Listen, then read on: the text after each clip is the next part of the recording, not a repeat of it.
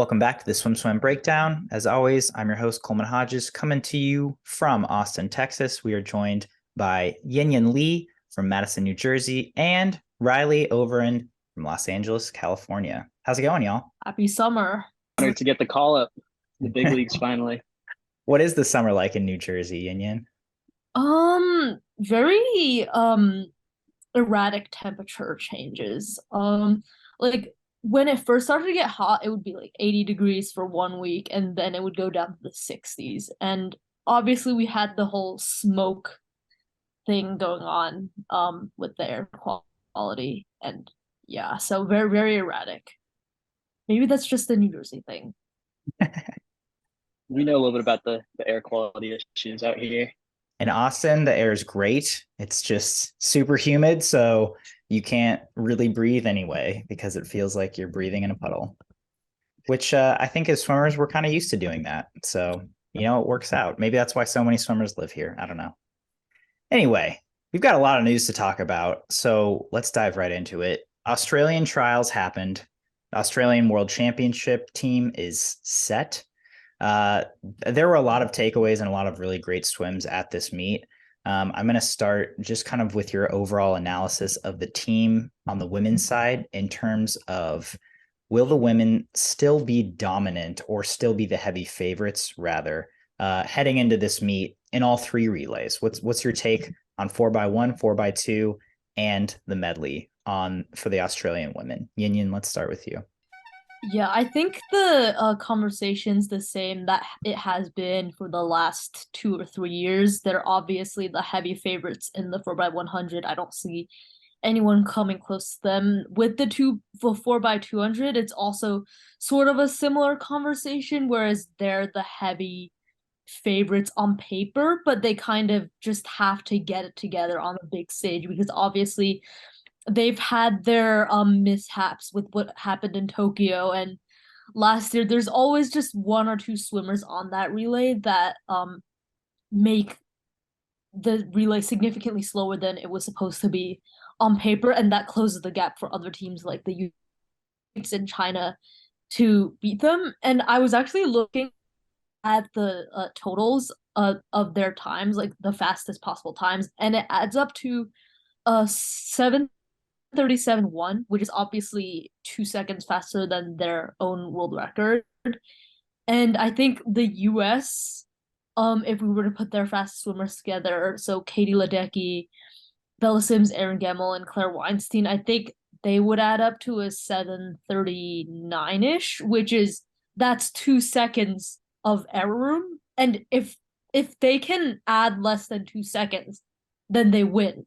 But it's just a matter of how much they add. And then with the medley, I think the US was already a favorite, and that meet just proved that they were even more favorites because the Australians really need to figure out their whole breaststroke situation. With no one broke 106 at trials, and they're probably gonna have to use Kaylee McEwen, and I just don't see them beating like a well-rounded, balanced US team where they have a good swimmer in all four strokes. So that's my take on the women's relays. I think both freestyle relays again are going to be the heavy favorites. I think they're going to have some really interesting decisions to make with that medley relay. I think Abby Harkin being a few tenths off her best time in the 100 breast is a good sign for her.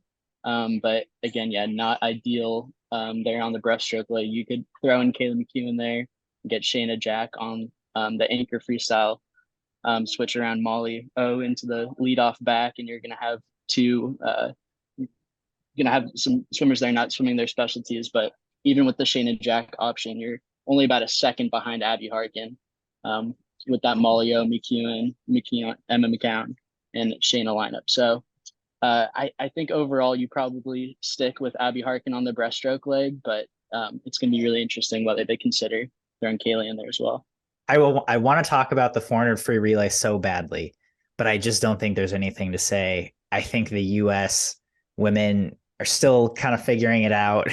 I think we'll see what happens at trials and how everyone looks, but the fact that we have two women who have been 52.9 flat start as our top end is just not going to do it against what do they have? Like 6 women who've been 52.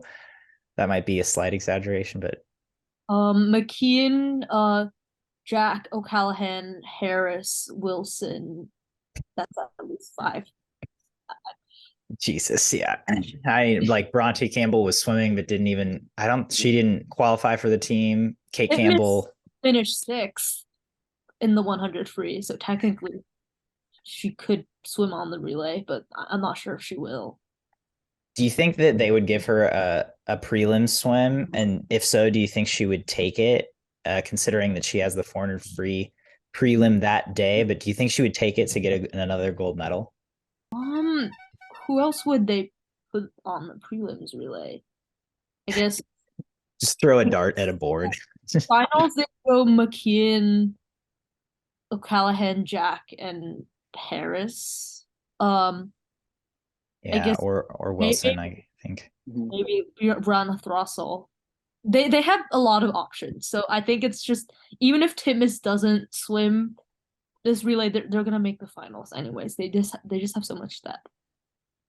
I guess that's more of a legacy question. Like, do you think it is worth the risk of Titmus swimming 100 freestyle and prelims, which might affect her night 400 free if she wins a gold medal as a prelim swimmer, which like we don't normally see someone of her stature swim a prelims relay.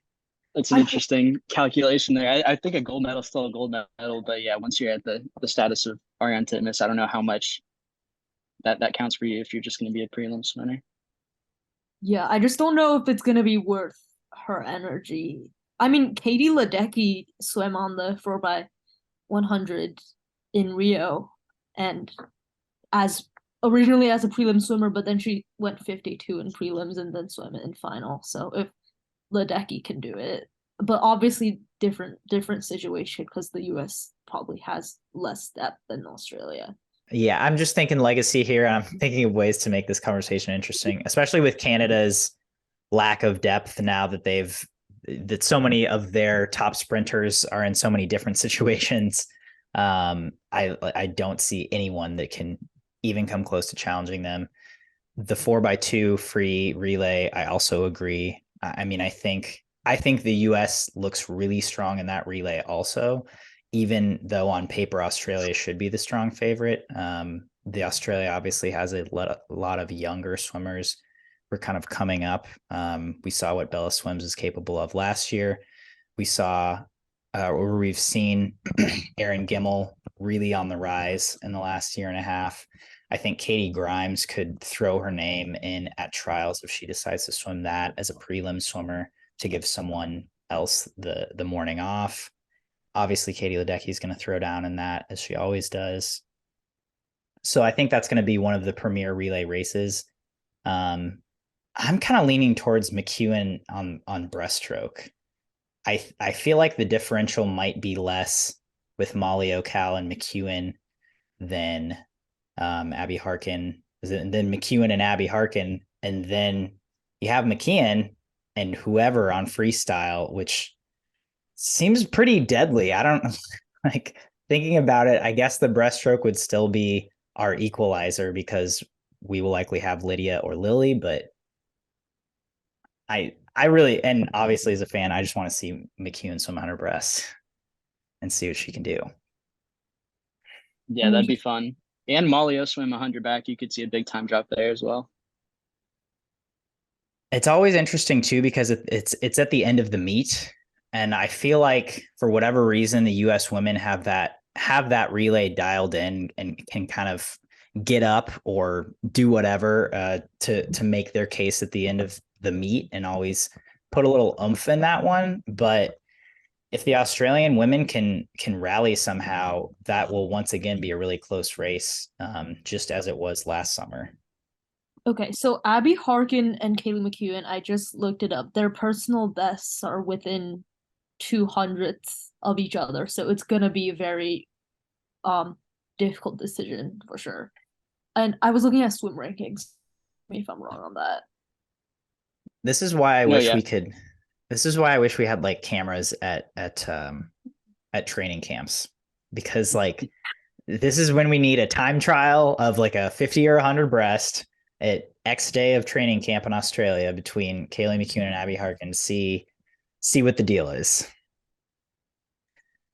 which obviously won't ever happen. But so the women, they look strong. Their relay, they could legitimately sweep the relays. They're at least winning one gold medal, barring total disaster. On the men's side, I don't think their medley relay looks strong.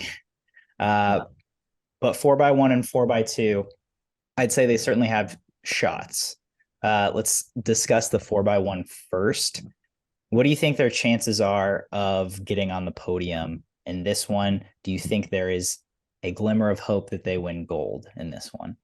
I think the main teams in the conversation for the 4x1 podium are Great Britain, US, Italy, and Australia.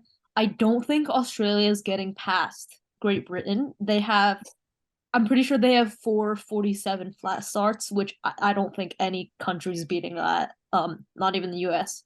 And the US always pulls up with really strong relay splits. I'm counting on them to do that. So I think they can beat Italy for bronze, which I think they did that last year. And even though Alessandro Moresi was kind of off his personal best, I can see a little bit of a battle for bronze going on between those two teams, but I don't think they're going to get gold or silver.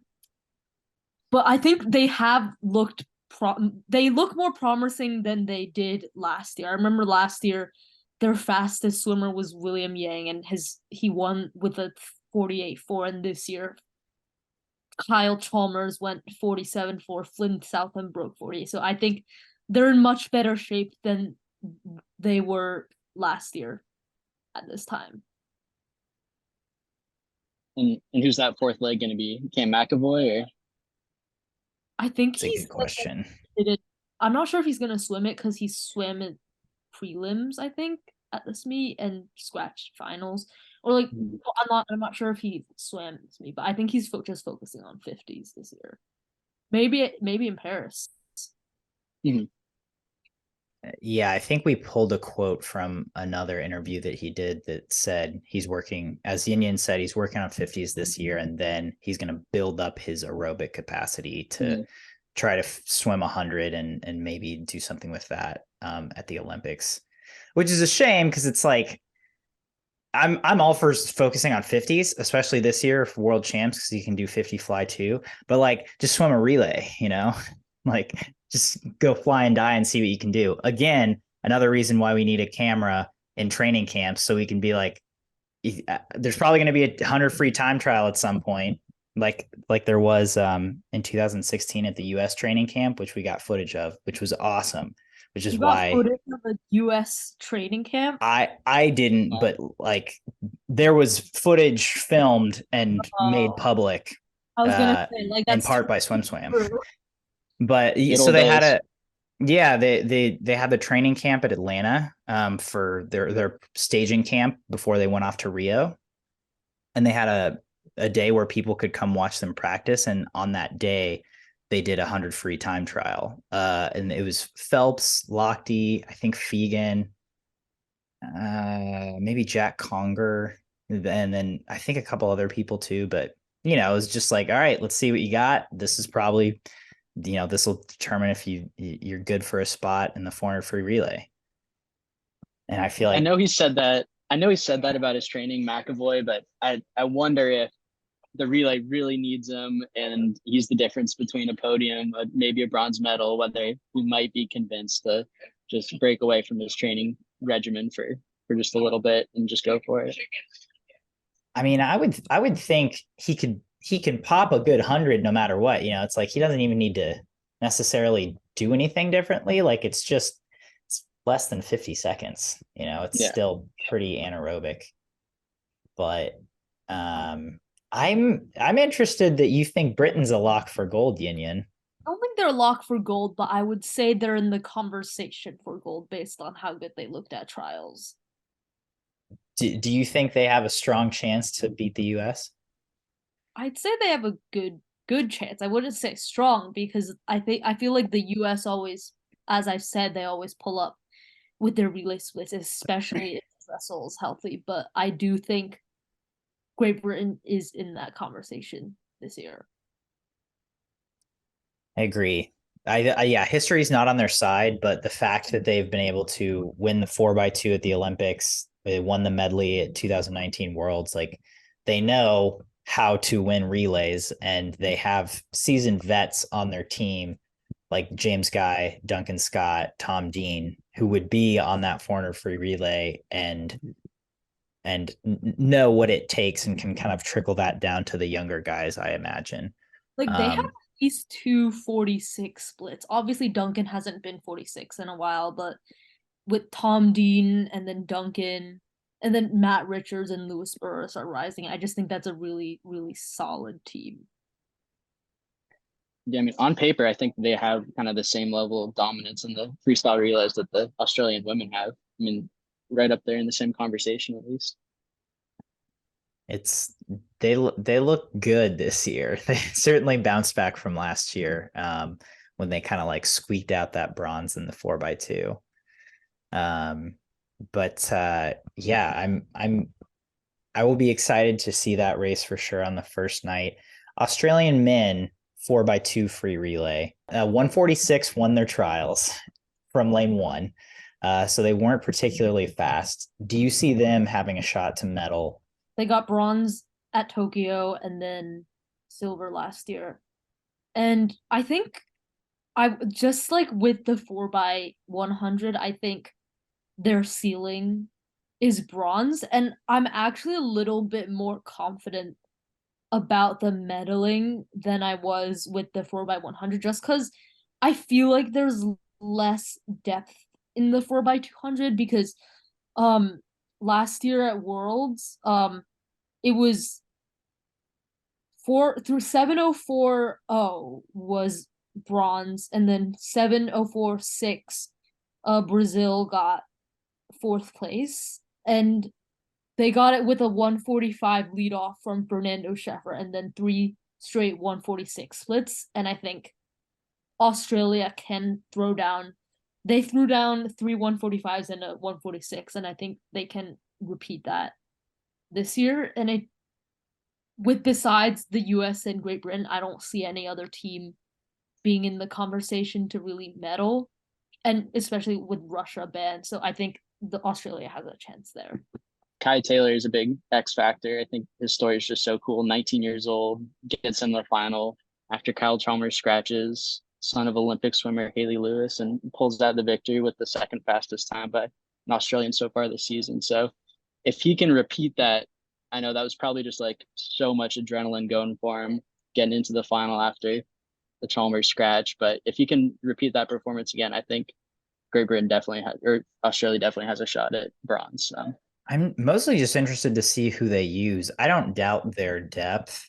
And I think like there's just not a lot of countries that focus on this relay. And so they've got Elijah, who led off in 145.8 for them last year. They've got Sam Short, who was 146.4 for them last year.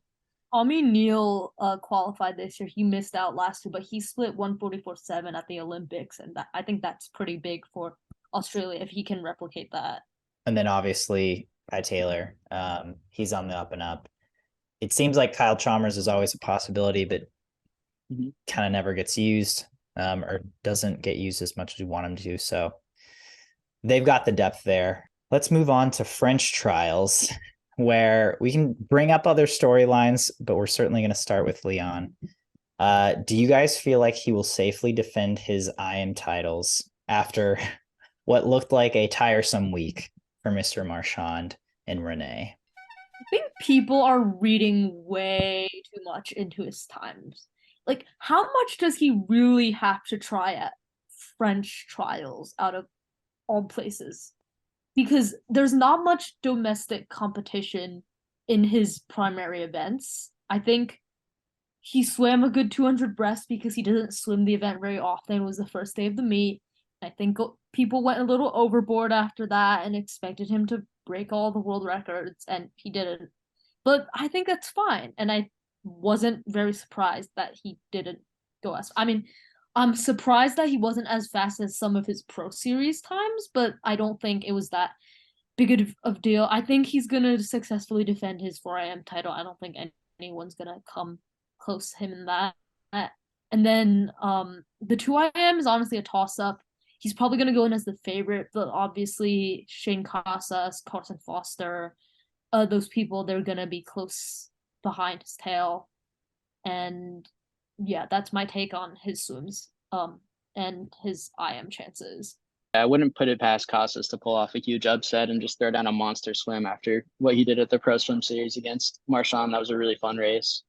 But yeah, I'm still picking Leon to defend his titles there. That man hates losing. I mean, he hasn't. I don't think he's lost a single race since the 200 fly last summer to Milok. So I am so surprised that people think the 200 IM is going to be close because I do not. I just Carson and Shane have great best times and are great swimmers, but have not shown the consistency in racing that Leon has certainly. And in a world championships final, sure, sometimes you can see someone bust out and have a really sensational swim. I don't think we've seen Shane do that at a world championships, short course or long course, yet. And so I don't have enough information on that to think that he will do it now. I think Carson has looked great all season, but Leon has looked so much better. And I don't think there is much of it's like Carson is more of an aerobic swimmer than Leon is. So I'm confused why people think that Carson might be able to catch him in the shorter event. Even though Carson has looked good, but I'm going Leon for both IM titles by a long shot. I think I think he's going close to the world record in that. And I think he's going well under the world record in the 4. You mentioned the 2 fly, Riley. What do we think about that in terms of his event schedule? Obviously, he's already said he's not swimming a tuner breast, which sucks. Probably won't swim the tuner free individually, which is not surprising either. But after trials, people seemed very skeptical of the 2 fly. But I mean, I think he'll be fine in it, and I think he'll absolutely be on the podium. Do you think there's any shot he takes down Milok, or that he's taken down by anyone else? I don't think he's beating Milok. Tomoru Honda has looked really good. I think he beats Marchand just because the 200 fly is his event, and he went 152 last year, and Home court advantage. yeah, home court advantage that, and I honestly think he can be like the Ariane Titmus kind of person to take down someone like Milok. I'm not saying that's going to happen this year, but he has also looked very strong, and obviously you have Carson Foster in the mix, as like with almost all the other events that Leon Marchand swims. I do think he beats out Carson and takes bronze, but I don't think he's going to beat Milok or Honda. when in the program is the 2 fly again? Do you happen to know? It conflicts with the semi-final of the 200 IM, but he pulled that off really well last year. Mhm. Yeah, so it's like I think it's day 5 is when the final is, and then the 2 IM semifinal is after that.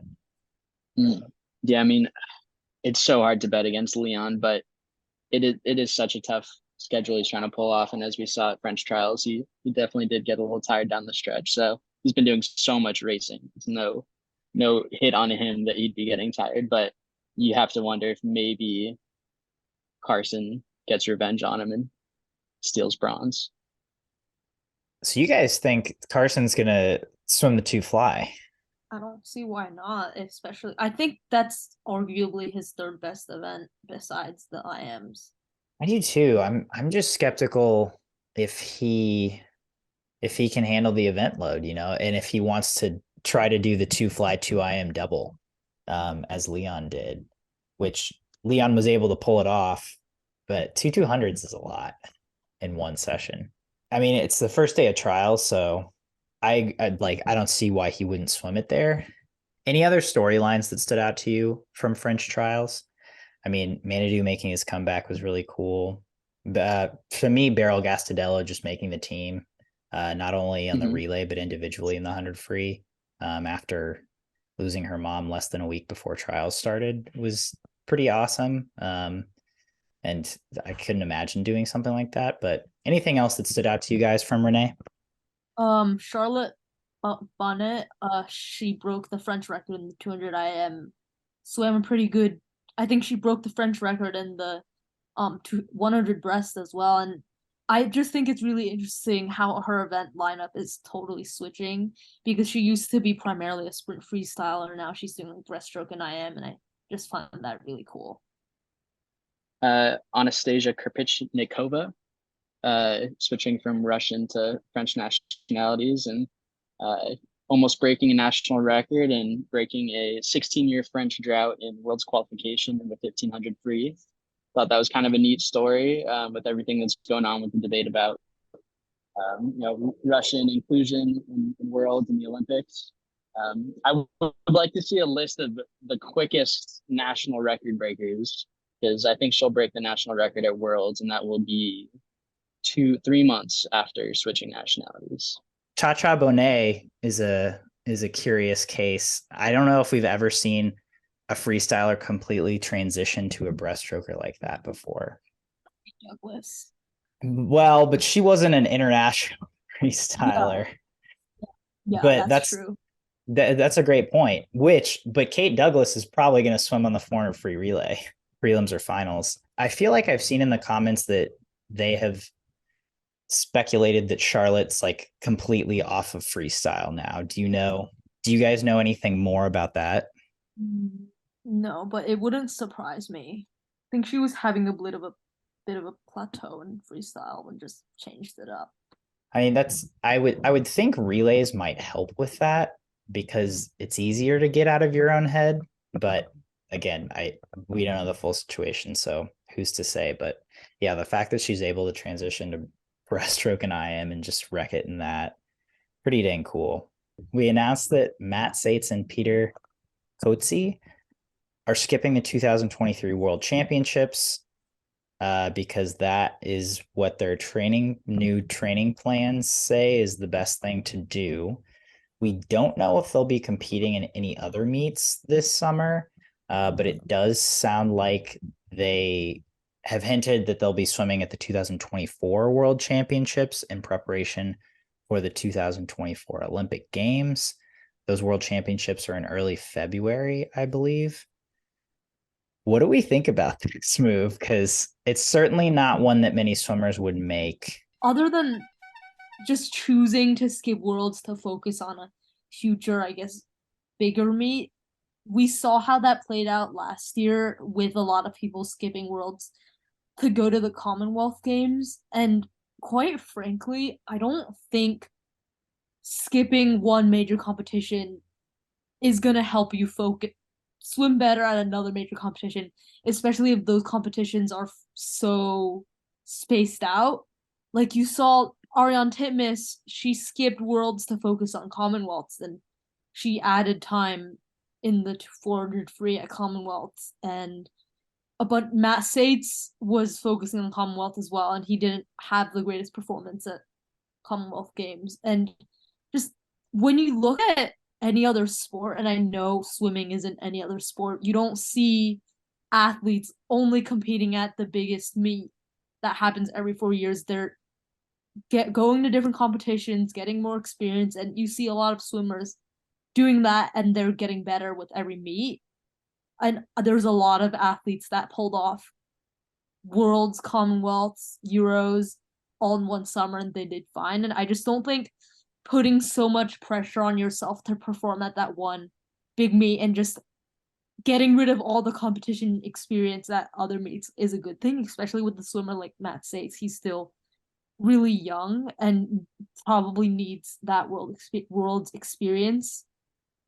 Especially, I think he's only ever competed at Tokyo and then Budapest, and he was going all in on Commonwealths that year. And I just don't yeah, I personally don't agree with it, but he can do whatever he thinks is best for him. That quote from Pieter in the article, he goes, "My coach and I decided it would be best for my preparation for 2024 to skip this world champs and train through with the next world champs being so early next year too." Does that mean he's gonna go to Doha 2024? Does that mean he's skipping that? It seems like it implies he will be going to Doha 2024, but we don't know. Yeah, I mean, that seems kind of like a weird decision to prioritize that meet right before Olympics when so many other swimmers have said they might skip that one. But overall, I don't really mind this decision that much. I think like I agree with what you're saying, Yin Yang. Like other sports, you know, they do constant competitions, and guys like Leon Marchand show that like lots of racing can be beneficial. But I feel like you just have so many different case studies. Like you also have Cam McEvoy, who didn't race all of 2022, like took time to really let his body like fully recover, like spent time in the gym, like put on like 20 pounds of muscle. And now he's like all of a sudden out of nowhere the world favorite for the 50 free. So if you're taking time off and you're taking time off from competition, you're being like really intentional about it, I think for a specific reason, then it could be beneficial. But in this case, I don't think we quite have enough info to make that call. So I am seeing the comments from Emily Seabaum Lee, citing sources, that Rocco Mering, who's Pieter Coetze's coach, did say he has exams during Worlds, which I feel like is a legitimate excuse not to go to a World Championships if you're prioritizing your studies, which makes total sense. We don't, but that's kind of the only reason we have for either Pieter or Matt Sates. Like you said, Riley, it's kind of hard to make a judgment call without having a little more info, which hopefully we'll hear from them in the coming weeks and get a little more perspective on that. I always like seeing swimmers just take different paths and see if it works or not. So I'm like, all right, you're not going to go to world champs. Like, let's see how it pans out. You know, like at least someone's trying it, I guess. I think for optimal performance, I think it is good to get more racing in. And so I agree with Yin on that. And I'm hoping we see them at another major meet sometime this summer. Like maybe they'll go to the U23 games, which again, I don't even know if South Africa is sending a team, but I know that's a meet that's available. The same commenter said that some more of Coetze's training squad is going to WUG, so maybe that means he might too, but it would be really nice for them to just get in some quality racing on an international stage this summer. And if that happens, like then it's like, okay, yeah, skip world champs. It's cool. But also if they go to the February world champs, you know, that is also good experience, even though it just seems like that meet's going to be super weird, and we'll see who ends up showing up to that and who doesn't. But yeah, I think overall it's confusing, and it's kind of like, okay, we'll see how it goes. We've seen several elite swimmers make the jump into the D1 coaching world at major Power 5 schools, including Melanie Margalis started at Georgia Tech. She's now going to SMU. Coleman Stewart was announced today as the new Duke assistant coach. Annie Laser is going to be the new assistant at the University of Florida.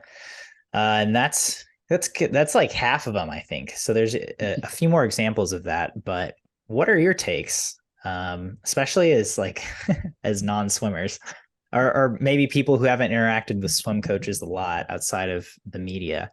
What is your take on elite swimmers making the jump to the NC2A coaching world without having a ton of former coaching experience that we know of? We don't even know if these people have been like volunteering or coaching club. So just like on paper. I get why people are frustrated about this whole swimmers that have a lot of connections but are big names getting hired without experience. And I can understand why people are upset about that, but then also I just feel like that's how things work in any industry, especially in an industry like sports. You have connections you've done a lot for the sport, and you get the position. And it's not just with coaching. You see in like sports media, a lot of the commentators on TV, they're former athletes themselves. They're not people that go to school to like specifically study commentate video broadcast journalism. They're people that they're big names that people know and have connections to, and that's just something that happens. And then I can also understand it from perspective of a newly hired swimmer, because when you're not at this level of someone who's constantly making senior international teams, the only way to stay involved in swimming after college and still earn a stable income is through the avenue of coaching. And what else would they do to stay involved? And if they have those connections, then why not use them? So my opinion is like, I can understand why people are upset, but also it's just something that's gonna happen, and I think we should embrace it and let these people take these new opportunities. I think being an international level swimmer is just such a unique experience, that, I mean, yeah, to say that someone like any of the coaches we just listed doesn't have any experience is just ridiculous. I mean, had the pleasure of talking to Coleman Stewart on the phone recently, and he was just mentioning how, he looks back on his career and he sees kind of this not high profile recruit at all, who like really through like coaching and like training and by committing to like his developmental program was able to get onto this big stage of breaking a world record and having a pretty solid career. So I think someone like that, having seen that and lived that experience of knowing that even, the last swimmer on your roster can do great things, and everyone can do great things, not just your biggest recruits.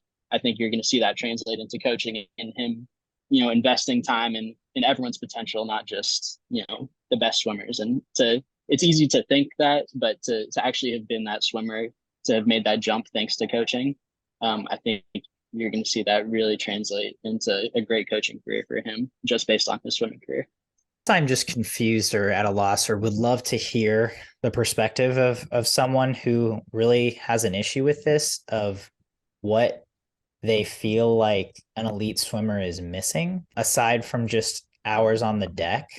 But you get a completely different experience by being able to perform the sport at an elite level. And that's not really something that you can gain from coaching experience, but coaching experience is something you can gain from coaching experience. So it's like, well, why wouldn't I want to hire this person who has this complete X factor that a person who has spent 5 years in the college coaching ranks absolutely does not and will never have, when I could just hire the person who has the X factor for 5 years and then they have that same amount of experience. Yeah, I think Braden mentioned something in his op-ed about this, about how these Olympians, these big name swimmers have this unique experience that not like your regular coach can have. And like, even if like you don't have that experience, there are ways that you can make up for it just by like putting yourself out there, maybe getting involved on social media. And instead of getting upset at these coaches, like, can maybe it's a little cliche, but maybe you can think about like what you can do to like make yourself appealing in the same way that these Olympians are. And that sounds difficult to do on paper, but there's like alternative methods. I also understand the argument of, well, if I'm if I was a mediocre swimmer and then I volunteered for 3 years, and then I was an assistant coach at a small school for 2 years. And then, I worked my way up, and it took me, I don't know, 10 years to get an NC2A D1 Power 5 assistant job. But then, and I got passed up by an elite swimmer. It's like, well, the elite athlete also put 10 years of hard work into their career. It just happened that their career was swimming, which is also applicable experience to be a swim coach. So like, while it's not necessarily the same. I do feel like that if the head coach has a serious discussion with both of those candidates and they feel like one or the other has the tools that they're looking for in an assistant and is moldable and can display that they can learn and grow on the job, then it's like I feel like both of these people have put 10 years into the pool. It's just through different avenues. Non-swimmers can gain that sort of like unique qualification too. Like I think data analytics is a great example of how a non-swimmer can bring something to the table that kind of allows them to jump the ladder, so to speak, as well. Yeah, definitely look at people like Ken Ono, Russell Mark. I'm not really sure of their backgrounds in swimming, but they've done like so much for swimming outside of being a swimmer, and I think those people are very important in swimming as well. It's not just coaching. Totally agree. I can bring some context to both of those people. Russell Marks swam at Virginia for a few years, but was, not an elite level swimmer. And then, he got a degree from UVA and then went on to do other smart people things. And then finally went to work for USA Swimming as an intern and then worked his way up to, being their number one data guy for a long time. And now he's at ASCA in a similar role, just teaching people about swimming in many different ways that they wouldn't have seen before. And then Ken Ono, I do not believe was a swimmer himself, but his son swam through high school. He swam at Emory, where Ken taught for many years. And so he was involved in swimming in that way. Eventually made his way to UVA for his career and then wanted to just Andrew Wilson at Emory, and that's how he got really involved there, right? Correct. Yeah. So he worked with Andrew Wilson at Emory. He worked with a lot of people on the Emory swim team, I think, as a whole. But yes, that's right. And then once he was at UVA, just kind of wanted to do a similar thing of being involved. You can get a lot of experience that you can bring to swimming that is not just coaching. So that's our news for the week. Let's finish things off with a couple rounds of sink or swim. Sink or swim number one. Going back to Australian trials, we talked about Cam McEvoy. He had a very successful meet. He went two best times, his first two best times since 2016. 7 years without a best time. That's awesome for Mr. McEvoy.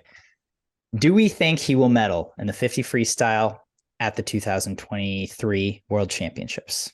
I'm gonna swim it that he medals. He just seems very all in this year. I saw that you asked him to do an interview, Coleman, and he was like, I'm gonna be keeping it on the download until after Worlds. So I think I took that as a sign as like he's really focused and like really doesn't want to mess this up, because I know at Australian trials in 2016 when he really broke out, he like really underperformed at the Olympics. I don't think he wants that to happen again. And he's the fastest swimmer in the world right now.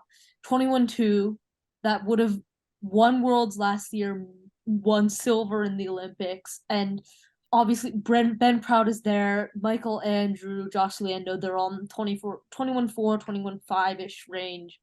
But if he adds 2/10, which is a lot in a 50 free, he can probably still medal, and that's a lot of room for error.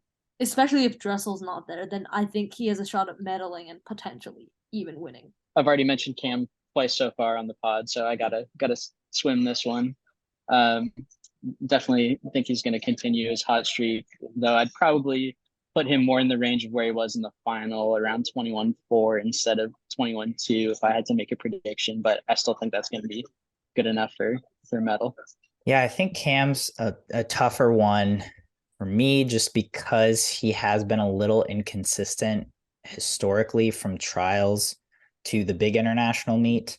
He was in 7 right, and then swam super well since then. But I think even in like 14, 15, 16, when he was at that kind of first peak of his career, he wasn't able to translate his success in his home country onto the bigger stage individually.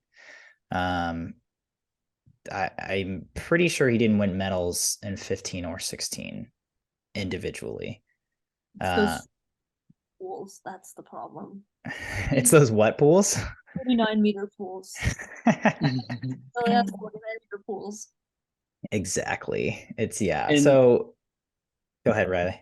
maybe some of that comes with maturity too. I think he was what, 21, 22 at Yeah. that time. And also like got just a ton of pressure heaped on him, I'm sure, Mm-hmm. as like, he just pops this 47-0 100 freestyle and all of a sudden just like, holy, like you're the guy now. All right. So like I get it. I am just, it's hard for me to swim this because even from prelims to finals, he added 0.14, which doesn't seem like a ton, but in a 50 is like, okay, like that's not super consistent. However, if he is able to replicate that range, I don't see him not medaling. I don't really know what Bruno Fratis's status is right Lost now. this year because he had an injury, I think. Okay, that's what I thought, but so like I don't really think he'll be there. I think Florent looks good. I don't even know what American sprinters are doing right now. So, I mean, I think Michael Andrew will be there. Caleb might be. Who knows if there'll be a third one? But I think if he pops off a time 21-2 to 21-5, I do think that medals. And so, given that Japan is not too far from Australia, I bring up home court advantage all the time, but I do think that is an advantage, especially when people are traveling from Europe and the US. That's like a 14-hour time difference. Even though you have time to acclimate, I do think that makes a difference. So I'll swim. He's medaling as well. Regan Smith or Kaylee McEwen, who is going to be the backstroke queen of Fukuoka?